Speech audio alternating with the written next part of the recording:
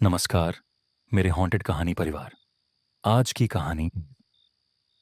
जब मैंने एक कुएं में एक अजीब लड़की को देखा। ये कहानी इंटरनेट पर सामने आई एक डरावनी घटना पर आधारित है। इसे सुनने के बाद आप खुद महसूस करेंगे कि कुछ कहानियां सवाल छोड़ जाती हैं। मैं अपने पिता की बातें याद करता हूं, जो हमेशा कहते थे कि मेहनत का फल मीठा होता है। उन दिनों की याद आती है जब मैं कुकीज की डिब्बी तक पहुंचने के लिए संघर्ष करता था। ये छोटे छोटे प्रयास मुझे सिखाते थे कि जो चीजें मेहनत से मिलती हैं वही असली होती हैं। एक दिन मेरे पिता ने मुझे एक पुरानी गाड़ी दिखाई जो कई सालों से कार खड़ी थी। उन्होंने कहा, इससे निपट लो, फिर ये तुम्हारी हो जाएगी। गाड़ी का इंजन गंदगी से भरा हुआ था और उसके चारों तरफ जंग लग गया था।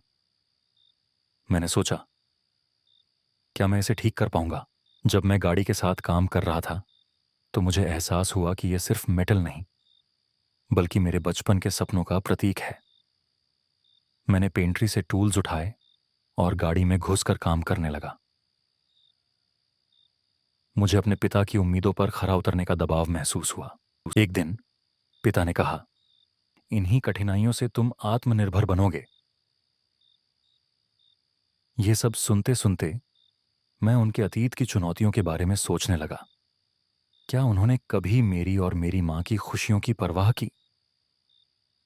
उनका अतीत क्या उनके रिश्तों में कोई छाया छोड़ गया?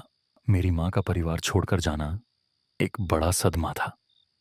पिता ने कोशिश की कि परिवार फिर से एक हो, लेकिन सब कुछ पहले जैसा नहीं हो सकता था।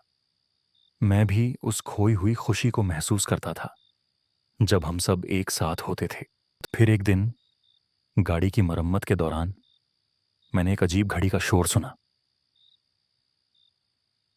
वह मेरे ध्यान को भंग कर रहा था।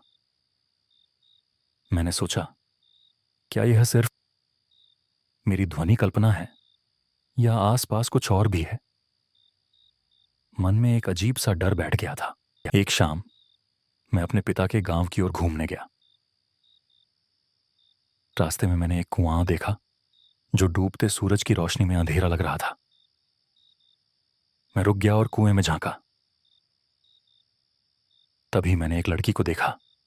उसकी आंखें खाली थीं, लेकिन उसकी उपस्थिति में कुछ बहुत ही डरावना था। कुएं के पास वाला एक पुराना लोहे का ड्रम वहां पड़ा था। मेरा ध्यान उस पर गया। तभी मुझे याद आया कि मैंने उस कुएं के बारे में कई कहानियां सुनी थीं। क्या इस लड़की का उस कुएं से कोई संबंध था? क्या ये वही कहानी थी? जैसे ही मैंने अपनी आंखें बंद की, उस लड़की का चेहरा मेरी आंखों के सामने आ गया।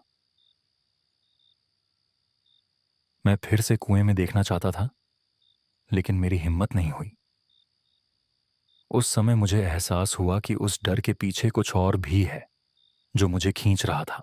मैंने अपने मोबाइल में जल्दी से सीसीटीवी फुटेज की रिकॉर्डिंग चेक की। वह रात का समय था और मैंने देखा कि कुएं के पास कोई और भी था। फुटेज में एक धुंधली छाया झलक रही थी। क्या यह उस लड़की का असली रूप था? मैंने एक पुलिस चौकी पर जाकर अपनी बात बताई। वहां एक पुलिस वाले ने कहा, इससे पहले भी कई लोगों ने इस कुएं के बारे में शिकायत की है। मुझे एक रजिस्टर दिखाया जिसमें पहले से ही इस लड़की का जिक्र था।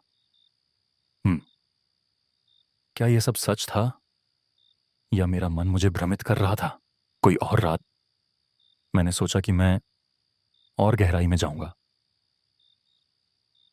कुएं के पास जाकर मैंने फिर से उस लड़की को देखा। इस बार उसकी आंखों में एक अद्भुत गहराई थी। उसके इशारे ने मुझे अपने पास बुलाया। मैंने महसूस किया मैं उसके हुक्म की अधीनता में आ गया हूं। जैसे ही मैंने कुएं के पानी को छुआ, एक ठंडी लहर मेरे पूरे शरीर में दौड़ गई। अचानक मेरा मोबाइल बजा। स्क्रीन पर एक चेतावनी थी, इस स्थान पर जाना मना है। यह एक ओटीपी था जिसे मैंने कभी मांगा नहीं था। क्या यह कोई और था जो मेरे साथ खेल रहा था? मैंने पुलिस डायरी को खोला और एक लाइन पढ़ी, कुएं में लड़की का आना जाना कोई नई बात नहीं। ये वही लाइन थी जो मैंने पहले दर्ज की थी। क्या यह सब कुछ एक चक्र है जिसमें मैं फंस गया हूं? जब मैं वहां से भागने लगा तो मेरी नजरें फिर से कुएं पर गईं। उसकी आंखें मुझे देख रही थीं। मुझे एहसास हुआ कि वह मुझे खींच रही है। मेरे कदम खुद ब खुद उसे पाने की ओर बढ़ने लगे। मैंने अपनी आत्मा को खो दिया।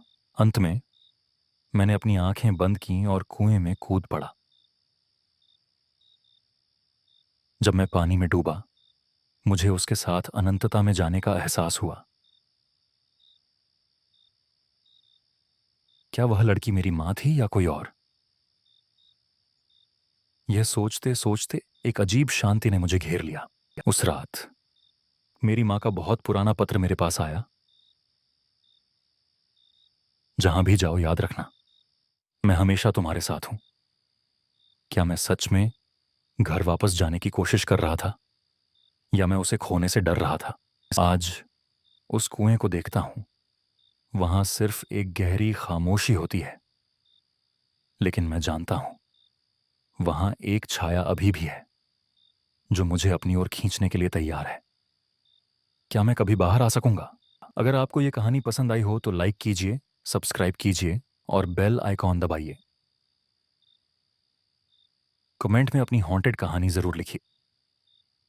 अगर आप चाहते हैं आपकी कहानी हम वीडियो में सुनाएं तो मेल करें हॉन्टेड कहानी 26@gmail.com। सब्जेक्ट लिखें हॉन्टेड कहानी सबमिशन। तुम कियारा, मिलते हैं अगली डरावनी कहानी में।